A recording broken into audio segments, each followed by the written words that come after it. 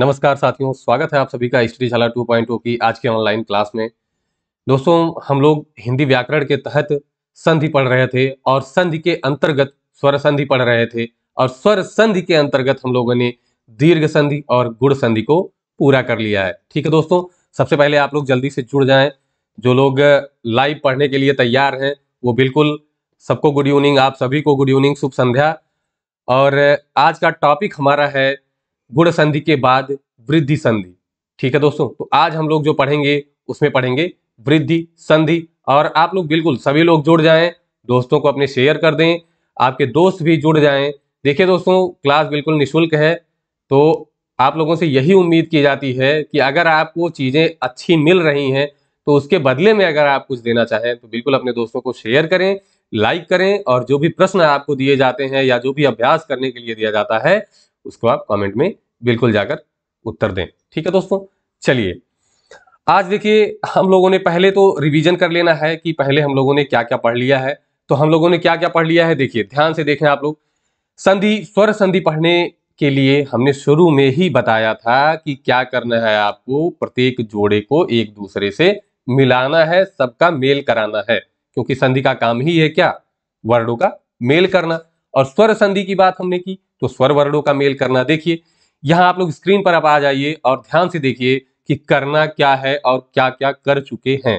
ठीक है, देखिए दोस्तों, ध्यान से पढ़िए, नहीं तो फिर वही समस्या आएगी जब एग्जाम आ जाएगा आपका तो आपको लगेगा कि इतना सारा सिलेबस है और कैसे हम कवर करें।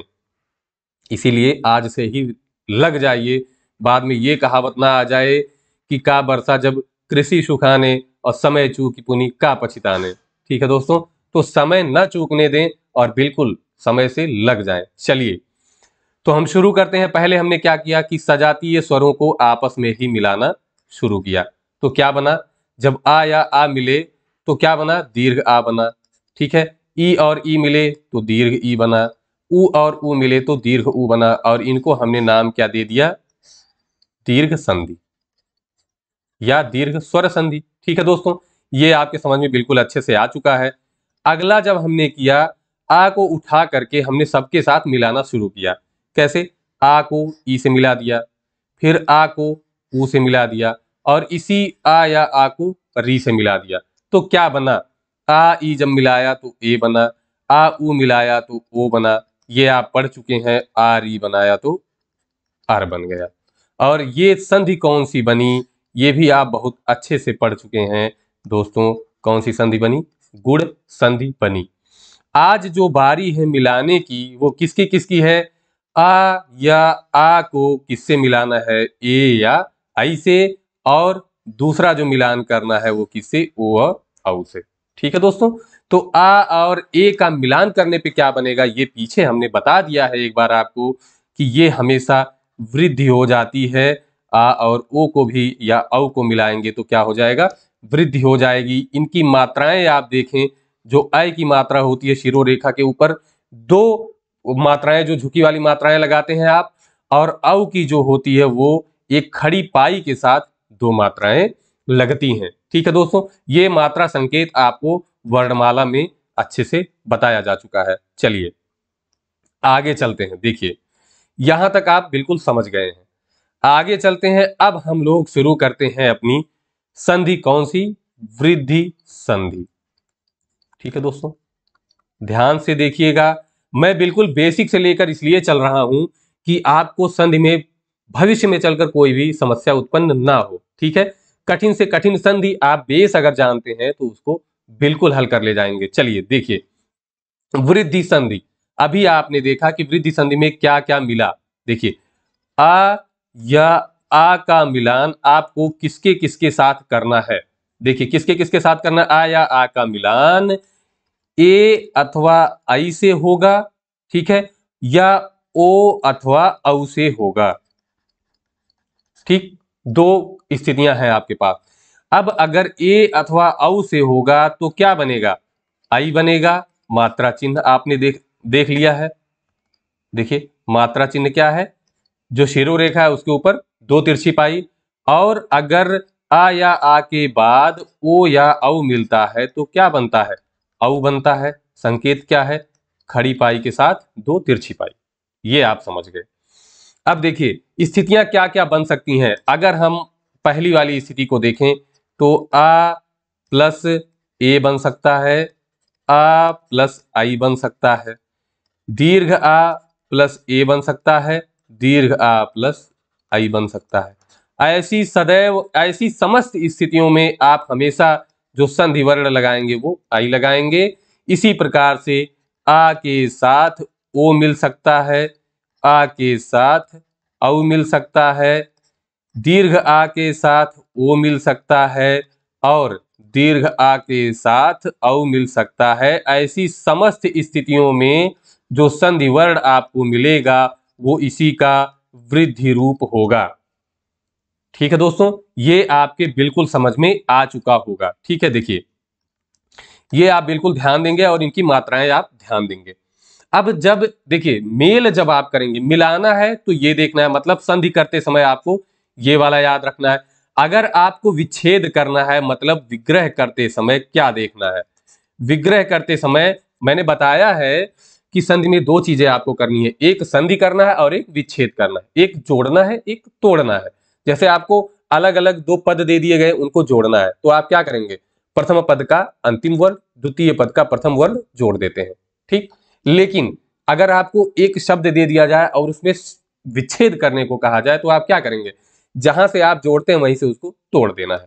तो इसके लिए ये सारी चीजें आपको जानना आवश्यक है।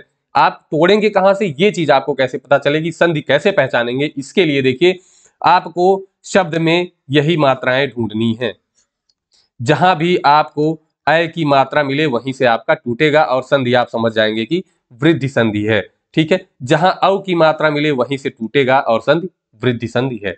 ठीक है दोस्तों, देखिए मैं आपके सामने उदाहरण लिखूंगा और उन उदाहरणों को एक एक करके मैं समझाऊंगा और आप समझने की कोशिश कीजिएगा। हमारे पास दो स्थितियां हैं, कौन कौन सी हैं, ध्यान से देखिए, हर एक स्थिति का उदाहरण हम लोग देखेंगे। देखिए आ या आ के साथ ए अथवा आई आए, और दूसरी स्थिति क्या है, आ या आ के साथ ओ अथवा औ आए। ठीक, ये हमारी दो स्थितियां हैं।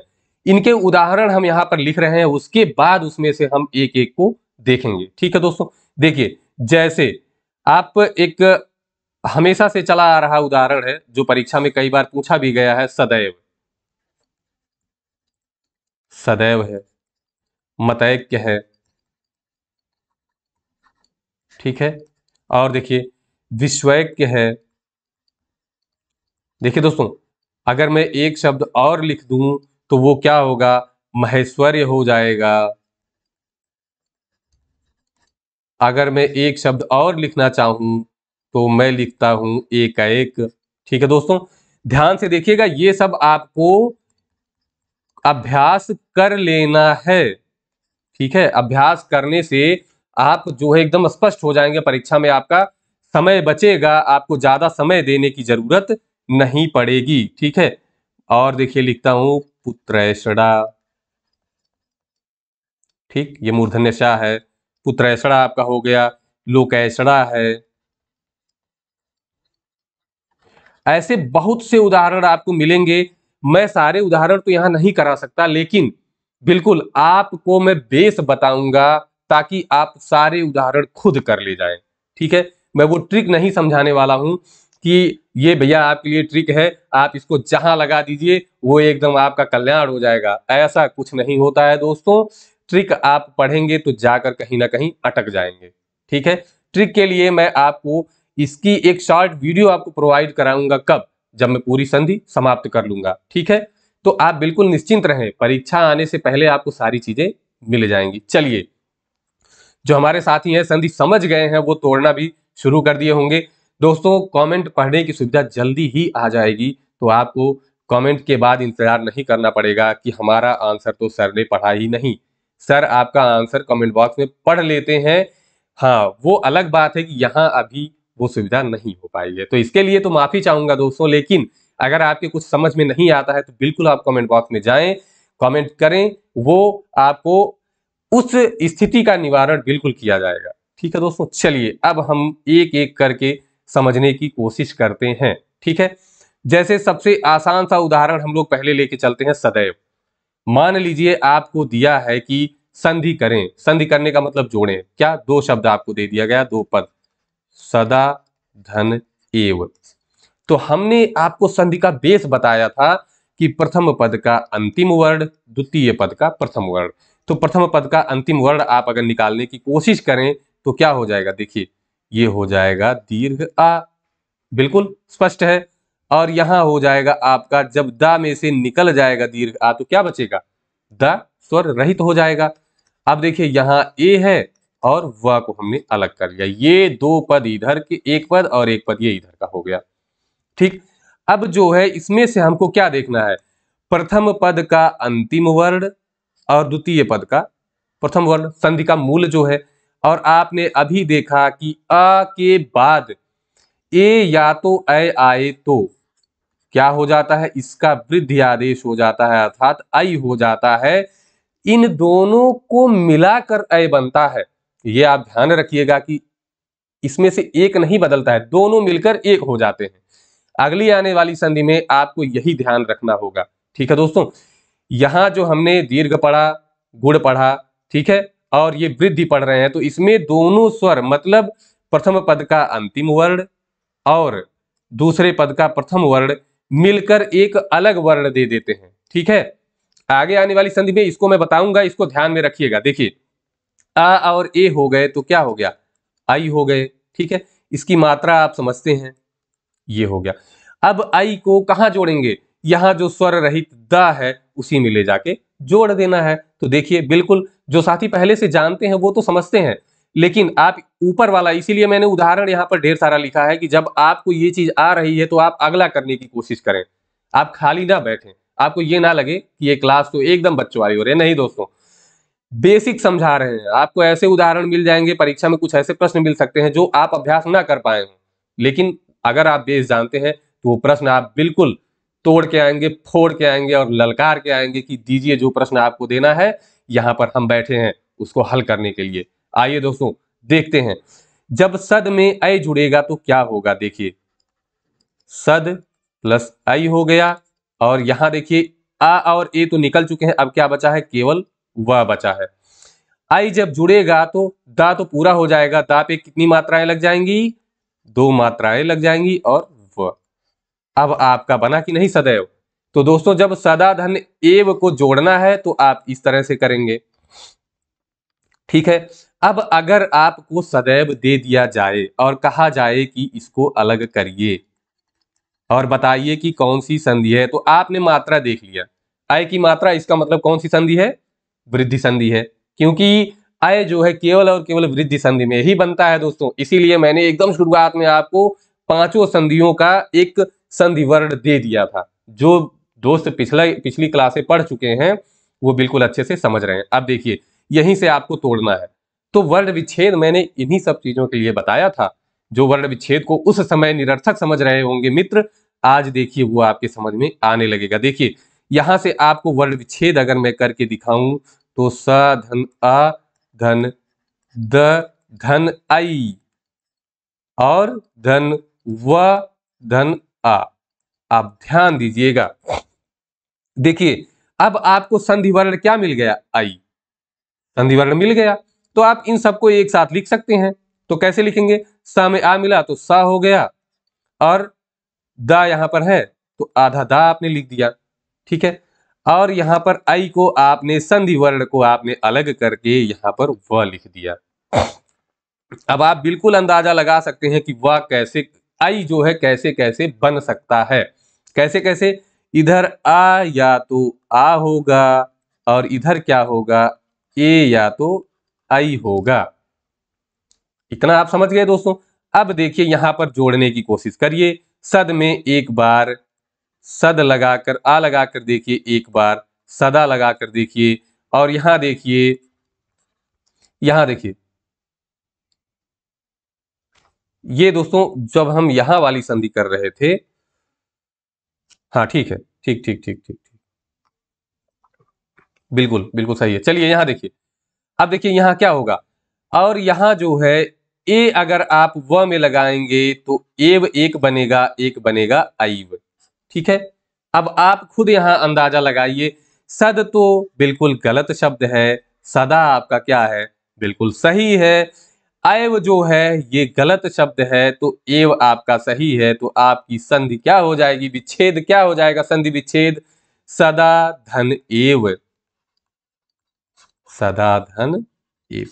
कुछ मित्र सोच रहे होंगे कि ये कैसे पता चलेगा कि सद और सदा में से कौन सही है। अभ्यास करने से, पढ़ने से, समझने से आपको बिल्कुल अंदाजा लग जाएगा कि कौन सा सही है, कौन सा गलत है। आगे जब हम बढ़ते रहेंगे, हिंदी समाप्ति की ओर चलेगी, तो आपको बहुत सारे शब्द समझ में आ जाएंगे जो आपको बिल्कुल संधि से लेके हर जगह आपके लिए सुविधाजनक होंगे। ठीक है दोस्तों, अब ये आपके समझ में आ गया होगा। ठीक है, सदैव का कैसे हमने विच्छेद किया, इतना अगर समझ में आ गया हो तो अब आप एक बार सेशन को लाइक करिए, क्योंकि इतने मित्र हमारे जुड़ते हैं, सभी लोग लाइक, मुझे लगता है कि जितने व्यूज हैं उतने लाइक्स तो आते नहीं हैं। तो इसका सीधा सा मतलब है कि आप लोग देखने में व्यस्त हो जाते हैं, पढ़ने में व्यस्त हो जाते हैं और लाइक नहीं करते हैं। या एक कारण और है कि समय आपको नहीं दिया जाता है उसका। तो बिल्कुल ये समय उसी लिए है। आप बिल्कुल लाइक करें, कमेंट में जाकर बताएं कि क्लास आपको कैसी लग रही है, समझ में आ रहा है या नहीं आ रहा है। दोस्तों, जब लाइव कमेंट शुरू हो जाएगा इस पर, क्लास पर, तो बिल्कुल आप तुरंत बताएंगे और हम तुरंत समझ जाएंगे, तो उस समस्या का निवारण तुरंत होगा। चलिए, ये आपके समझ में आ गया। अब हम इसको हटाकर एक और उदाहरण आपके सामने दिखाना चाहेंगे ताकि आपको असुविधा ना हो। ठीक है दोस्तों, चलिए यहां ध्यान दीजिएगा।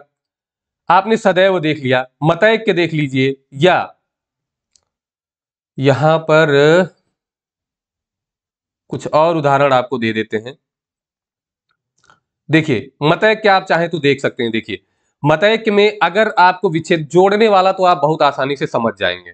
जोड़ना तो आप जान गए कि प्रथम पद का अंतिम वर्ण, द्वितीय पद का प्रथम वर्ण मिलाया और आप समझ गए। आपको क्या समझना है, अलग करना। चलिए मतैक्य को हम लोग एक बार अलग करना शुरू करते हैं। ठीक है, आई को आप देख रहे हैं, तो आई को यहीं से तोड़ना है, आप समझ गए। मत हो गया, आई को आपने अलग कर लिया और अधक्का यह हो गया। आई को आपने तोड़ना शुरू किया, तो कैसे तोड़ा, आ या आ इधर आएगा, ए या आई इधर आएगा। ठीक, अब आपने जोड़ना शुरू किया तो मत बनेगा और मता बनेगा। यहां आपने जोड़ा तो एक के बनेगा और ऐक के बनेगा। अब आप खुद ही अंदाजा लगा सकते हैं कि यहां मता गलत और यहां ऐक के गलत। अब क्या हो जाएगा, इसका हो जाएगा दीर्घ, तो हो गया मतैक्य, मतलब मत धन ऐक्य मतैक्य। ये चीज आपकी बिल्कुल समझ में आ गई होगी। ठीक है दोस्तों, चलते हैं जो है अगली अगले उदाहरण की तरफ हम लोग चलने की कोशिश करते हैं। ठीक है, देखते हैं कि अगला उदाहरण क्या मिलेगा। एक मिनट दोस्तों, चलिए देखिए दोस्तों, अब अगर हम इसमें से आप कोई भी एक उदाहरण लेना चाहें तो बिल्कुल हो सकता है। अब आप खुद करने की कोशिश करें, क्योंकि समय बहुत ज्यादा हो जाएगा इस तरीके से। ठीक है, अब हम यहाँ के उदाहरण लिखना शुरू करते हैं। देखिए, आ और ओ वाला उदाहरण आप यहाँ जानते हैं कि आ या आ के बाद ओ या औ आए तो क्या बनेगा, औ ही बनेगा। ठीक है, देखिए हमने इसकी परिभाषा आपको नहीं बताई है वृद्धि संधि की। ठीक है, तो परिभाषा अभी हम बता देंगे। चलिए, परिभाषा अब आप बनाने में सक्षम हो गए होंगे बिल्कुल। अब यहाँ पर कुछ हम उदाहरण लिखते हैं, जैसे महौज, वनौषध या वनौषधि, परमौषध, परमौषध। ठीक है, और देखिए जलौध। ध्यान दीजिएगा दोस्तों, ध्यान से देखिएगा ताकि आपको करने में आसानी हो। देवौदार्य, देखिए ध्यान से देखिएगा, देवौदार्य। ठीक है, और आपका हो जाएगा परमौदार्य। ठीक, अब आपके लिए कुछ और हम शब्द लिख रहे हैं। पूर्वोपनिवेशिक, पूर्वोपनिवेशिक, और बहुत से मित्रों के मन में आ रहा होगा प्रौद्योगिक। ठीक है, चलिए इतना उदाहरण हमने आपके सामने लिख दिया। अब इसी में से एक एक उदाहरण लेकर हम आगे चलने की कोशिश करेंगे। ठीक है, देखिए सबसे पहले हम एक उदाहरण देखते हैं महौज। देखिए महौज, ध्यान से देखिएगा। तोड़ना हम बता रहे हैं, जोड़ना तो बहुत ही आसान है। ठीक है, संधि एक ऐसी चीज है, ऐसा टॉपिक है, देखिए यही एक टॉपिक है जिसमें तोड़ना जो है वो कठिन है, जोड़ना आसान है। बाकी जगहों पे तो आप अपने दैनिक जीवन में देखें, तोड़ना जो है बहुत ही आसान होता है, जोड़ना बहुत कठिन हो जाता है दोस्तों। चलिए देखिए, हमने बताया कि संधि वर्ण आपको ढूंढना है, तो यहां आपको मिल गया औ, तो आप यहीं से तोड़ना शुरू कर देंगे।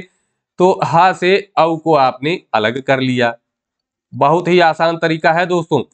अब इस औ को आप तोड़ना शुरू करेंगे, तो आ या आ के बाद ओ या औ आएगा, तभी तो औ बनेगा।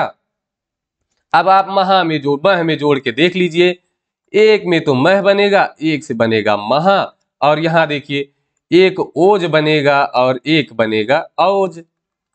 तो आप खुद ही समझ गए होंगे कि मह गलत है और औज भी गलत है, तो महा प्लस ओज हो जाएगा महौज।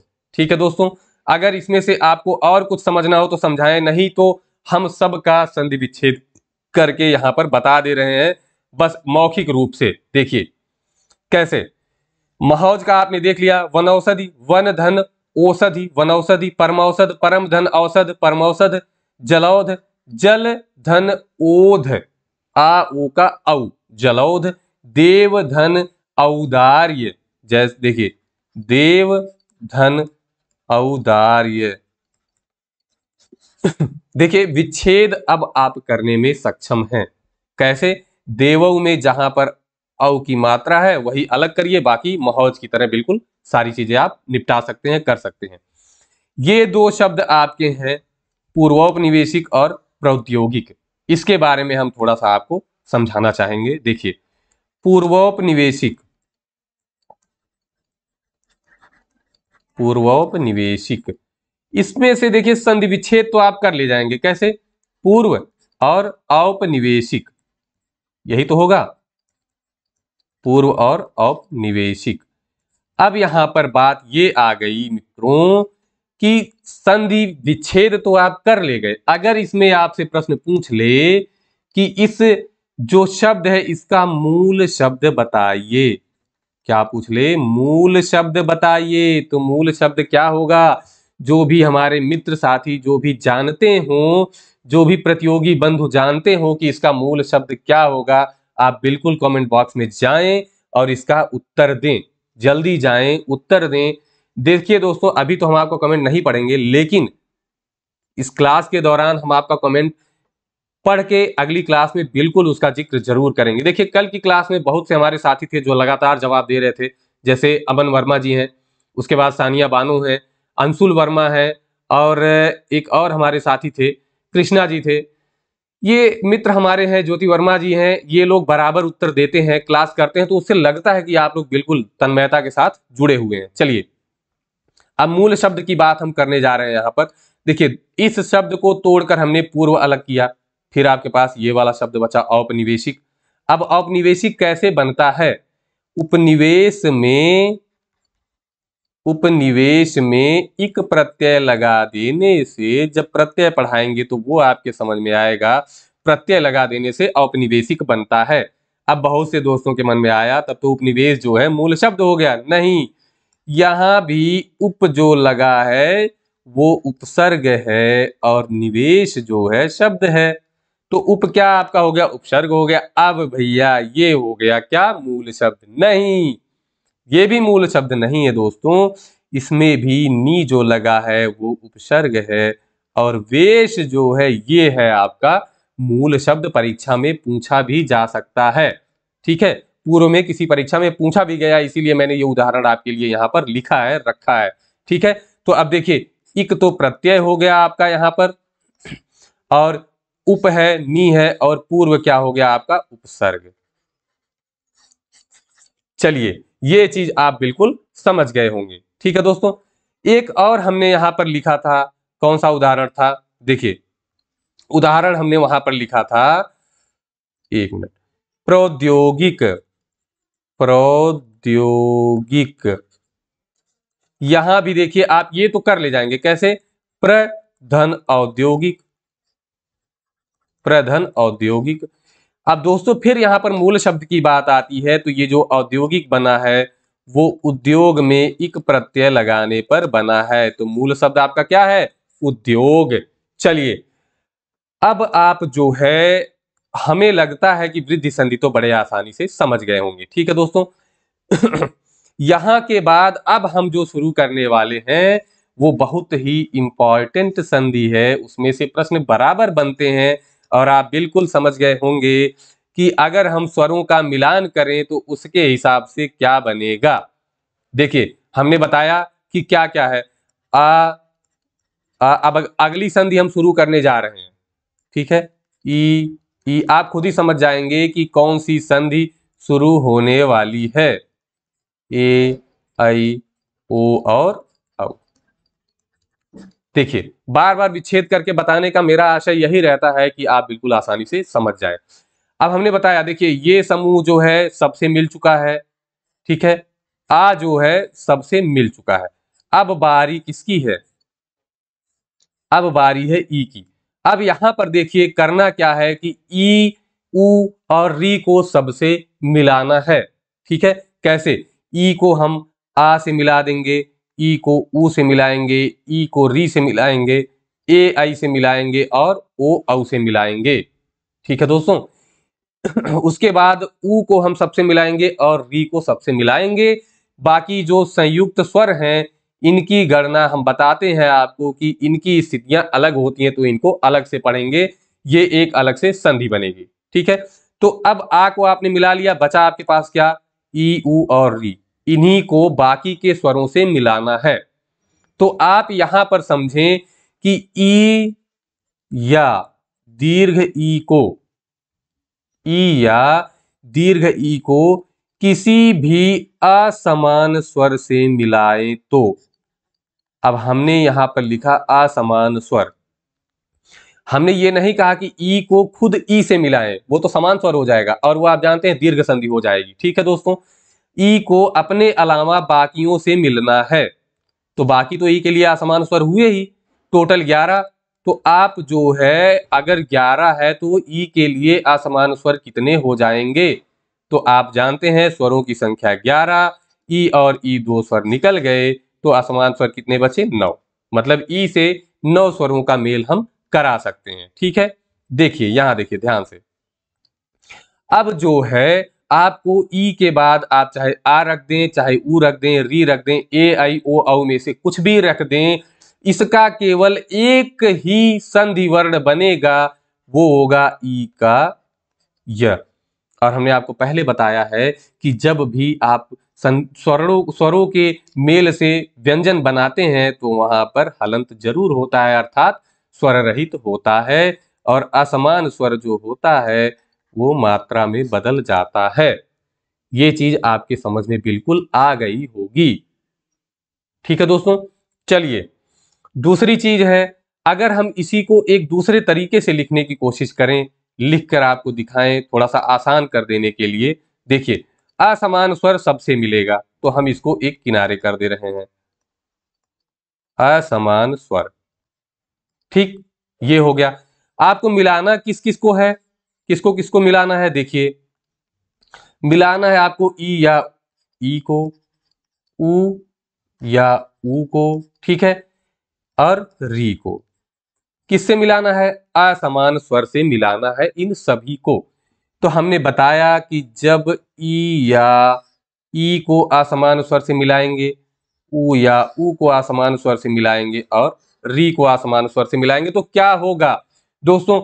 ई या ऊ, ई के बाद कोई भी स्वर रहे, ई हमेशा परिवर्तित किसमें होगा? ई हमेशा परिवर्तित होगा या में, और वो भी स्वर रहित होगा। ऊ जो परिवर्तित होगा वो परिवर्तित होगा व में, और री जो परिवर्तित होगा वो होगा र में, ठीक है दोस्तों। ध्यान दीजिएगा आप कि मैंने यहाँ पर सबके नीचे हलंत लगाया है, क्योंकि सब कैसे रहेंगे, आधे रहेंगे। अब देखिए पहचान कैसे करनी है, संधि की पहचान कैसे करनी है।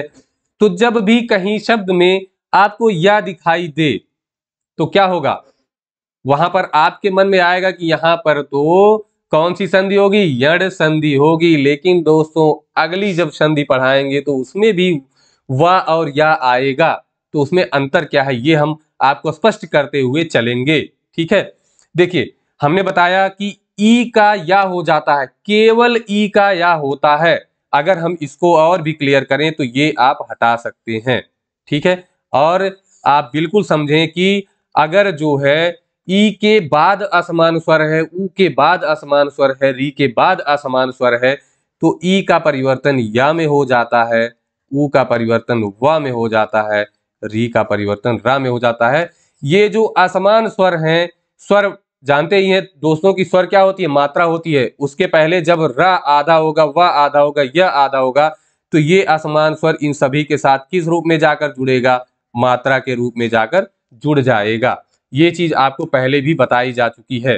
ठीक है, अब देखिए यहां अब बात आई कि सर अगली संधि में आपने बताया कि या व र आ सकता है, बिल्कुल आ सकता है। तो देखिए उसकी पहचान क्या है, या के पहले जो भी वर्ण रहेगा वो कैसा रहेगा, आधा रहेगा। या के पहले आधा रहेगा, या यहाँ पर आधा है लेकिन इसके बाद आने वाला जो असमान स्वर है वो इसके साथ जुड़ जाएगा। कैसे, मान लीजिए अगर असमान स्वर यहाँ पर आ आता है तो या का जो हलंत है वो आ हटा देगा। मान लीजिए दीर्घ आ आता है तो ये वाला या जो है वो आ के साथ मिलकर या पे आ की मात्रा बना देगा। ठीक है, ये चीज जब अभी उदाहरण बताएंगे तो स्पष्ट हो जाएगा। ठीक, देखिए अब वा की बात करें तो इसके पहले भी कोई ना कोई आधा वर्ण आएगा और रा के पहले भी कोई ना कोई आधा वर्ण आएगा। ठीक है दोस्तों, अब यहां पर आप देखिए कि आपको त्रा भी मिलता है। ठीक है, त्रा भी मिल जाएगा। जहां त्रा मिलेगा वहां भी आप बिल्कुल जान जाएंगे कि ये संधि कौन सी है, यही वाली है। और इस संधि का नाम आप समझ रहे हैं कि कौन सी है, यड़ संधि है। कौन सी संधि है, यड़ संधि है। ठीक है मित्रों, यड़ संधि की परिभाषा अभी हम आपको बिल्कुल बताएंगे। देखिए पिछली परिभाषा हमने आपको नहीं बताई वृद्धि संधि की। वृद्धि संधि की परिभाषा में आप बिल्कुल ये लिख सकते हैं। देखिए उसको एक बार आपको स्पष्ट करके हम दिखा दें, उसके बाद ही यहाँ पर आते हैं। देखिए वृद्धि संधि में क्या है, आ या आ के बाद ए अथवा आई आए तो क्या हो जाएगा, उसका वृद्धि हो जाएगा, आई हो जाएगा। या आ के बाद ओ अथवा औ आए तो उसका क्या हो जाएगा, औ हो जाएगा। सीधी सी परिभाषा आपको। ठीक है, आप समझने पर ज्यादा ध्यान दें, परिभाषाएं तो आपको बहुत पढ़ने को मिलेंगी। ठीक है, देखिए अब त्रा कैसे मिलेगा। देखिए त्रा में आपको रा कैसे मिला और उसके पहले आधा वर्ण कैसे मिला। देखिए त्रा का आप विच्छेद आप जानते हैं, आपको हमने वर्णमाला में बड़े अच्छे से बताया है कि त्रा में ता आधा होता है और रा पूरा होता है। अगर इसको भी स्वर रहित करें तो त्रा में आधा ता आधा रा और आ होता है। जब आ इसमें जुड़ता है तो आधा ता और पूरा रा मिलता है। दोस्तों हमने जैसा कि बताया कि रा के पहले आपको आधा वर्ण मिलेगा। अब आपके मन में आया होगा कि सर यहाँ तो रा आधा था, नहीं, ये वाला आ जो आसमान स्वर आके जुड़ेगा तो पूरा कर देगा। ठीक है दोस्तों, तो आपको जहां त्रा मिलेगा वहां भी ध्यान दीजिएगा कि यड़ संधि हो सकती है। ठीक है, चलिए अब इसको एक एक करके हम समझने की कोशिश करते हैं। ठीक है, अगर क्लास बहुत लंबी होगी तो इस चीज को हम लोग जहां तक पढ़ पाएंगे पढ़कर छोड़ देंगे। ठीक है, चलिए क्लास आपकी लगभग 50 मिनट के आसपास में हो चुकी होगी। ठीक है दोस्तों, तो चलिए ये आपने समझ लिया कि कैसे या वा के और रा के पहले आधा वर्ण होगा। ठीक है, अब इसकी परिभाषा आप देख लीजिए। परिभाषा यह हो जाएगी कि ई या ई, ऊ या ऊ, अथवा या री के बाद कोई भी असमान स्वर आए, कोई भी असमान स्वर आए तो इनका परिवर्तन क्रमशः, तो इनका मतलब किसका, ई ऊ और री का। ठीक है, क्या हो जाएगा, तो इनका परिवर्तन या इनके स्थान पर लिखें तो ज्यादा उचित होगा। तो क्या हो जाएगा, ई के स्थान पर या, तो ई या ई के स्थान पर या, ऊ या ऊ के स्थान पर क्या हो जाएगा, वा। देखिए हमने लिखा कि इनके स्थान पर हो जाएगा, ये स्वर वर्णों से मेल करके नहीं बनेंगे, केवल इन्हीं का रूप बदलेगा। आपका स्वर वर्ण तो जो दूसरे पद का प्रथम वर्ण है, जो स्वर है, वो तो रहेगा ही रहेगा और वो मात्रा का रूप ले लेगा। ठीक है, स्थान पर वा तथा री के स्थान पर रा हो जाएगा, रा हो जाएगा। ठीक है दोस्तों, ये आपके बिल्कुल समझ में आ गया होगा क्योंकि आपने यहां पर ऊपर सब कुछ समझ लिया है। आज एक उदाहरण देकर समझाएंगे, क्लास बंद करेंगे, उसके बाद कल इस पर हम लोग अच्छे से चर्चा करेंगे। जैसे देखिए कैसे हमने बताया, आधा वाला आपको बता देंगे। पहला उदाहरण आप देखिए, अत्यधिक। अत्यधिक हमने कहा कि पहले तो आप संधि वर्ण ढूंढेंगे, क्या, या, व और रा। जब आपको मिल जाएगा तब वहां से आप ये देखेंगे कि इसके पहले कोई आधा वर्ण है कि नहीं। आपको या मिला और या के पहले आधा वर्ण भी मिला। संधि करना तो आप जान जाएंगे। जैसे अगर हमने यहां करके दिया अति धन अधिक, आप क्या समझेंगे, प्रथम पद का अंतिम वर्ण आपका ई और द्वितीय पद का प्रथम वर्ण आ।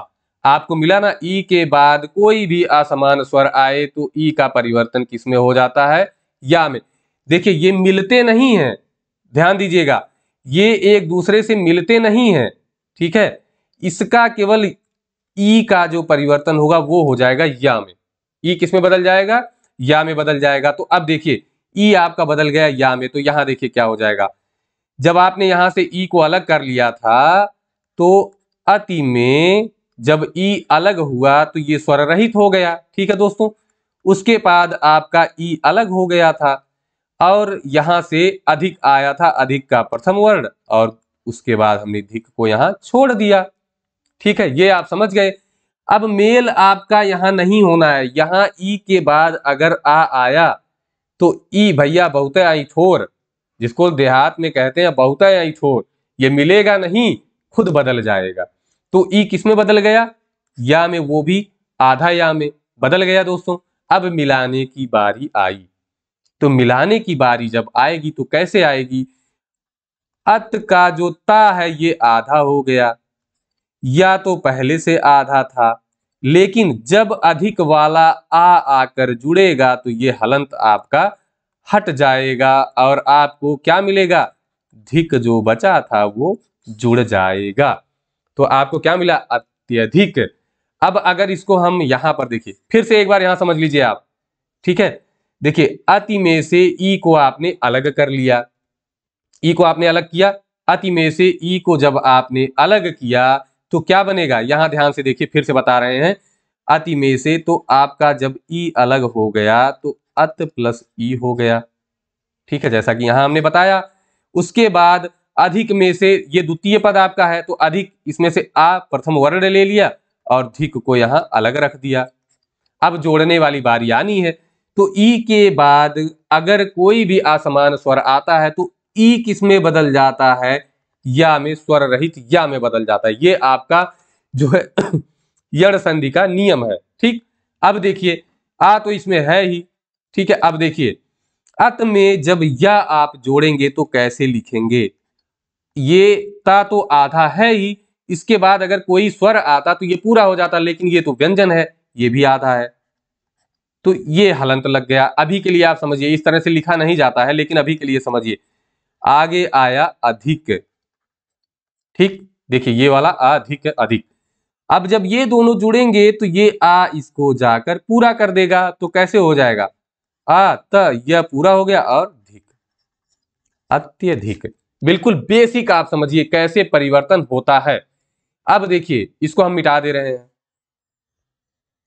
अब यहां पर देखिए, अगर आपको ये अलग अलग पद ना दिया हो, मतलब संधि करने के लिए ना कहे, विच्छेद करने के लिए कहे, तो आप क्या करेंगे? सबसे पहले संधि वर्ण पकड़ेंगे। संधि वर्ण आपने पकड़ लिया, कैसे? आ हो गया, ता हो गया, और या आपको पकड़ना था तो आपने या पकड़ लिया, ठीक है।